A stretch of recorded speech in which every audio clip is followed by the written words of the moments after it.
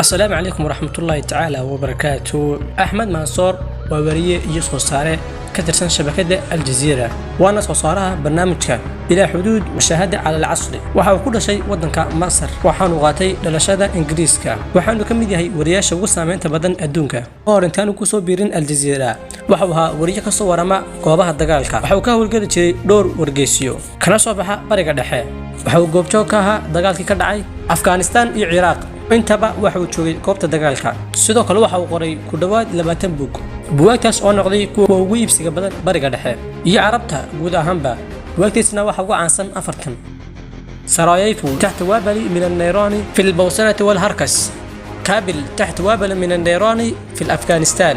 معركة فلوجة هزيمة أمريكان في العراق سقوط بغداد أفرتن بوك أياه كوا ugu badan ee la xiriira dhacdooyin u goobjoog ah kuwaas oo ka xanaaqay dawladda badan oo aan jeclayn in loo sheego dadka waxyaabaha ka dhaca goobaha dagaalka saddexda buug ee ugu horeeya waxa uu kaga waramayaa duulaankii ay reer galbeedku ku soo qaadeen wadamada muslimiinta ee Afghanistan iyo Iraq iyo dulmiga u geystay wadamadaas isla markaa iyaga ugu soo gabanaya Mareykanku la dagaalanka argagixisada Ahmed Mansour wadamo badan ayaa laga mamnuucay inuu soo galo halka qaarna lagu xukumay dil sida wadanku u dhashay ee Masar waxaana lagu eedeeyay waxay ugu yeedhaan argagixiso 2015 ayay ahayd markii lagu xulay madaarka magaalada Berlin kaas oo ay dalbatay xukuumadda Masar in loo qabto halka Jarmalna ay iyaduna ka dalbatay in loo soo gacan galiyo Ahmed Mansour markii uu maalin ku jiray jeelka ayaa lagu waayay wax dambiya waana la sii daayay oo xunumadiisii ayaa dib loogu celiyay Ahmed Mansour waxa uu duubay boqolaal barnaamij oo taariikhiyo ciyaarnimo ah oo isla markaa waraysi la yeeshay madaxda dunida sida madaxweynaha Turkiga Masar iyo Malaysia sidoo kale waxa uu duubay barnaamij la xiriira dhacdooyinka maalinlaha ah ee dunida ka dhaca waxaan waraystay boqolaal saraakiil oo maamulaha hay'adaha iyo xarumaha caalami ah taasoo ka dhigtay inuu noqdo wariyaha ugu saameynta badan telefishinka Al Jazeera intaas ay nugu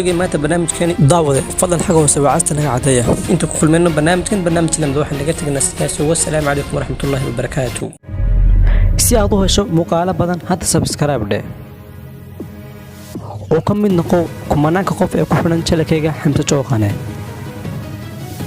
nagu soo bir caalamkan cusub adoo ka faa'iido doona xogooyin iyo dhacdooyin la yaab leh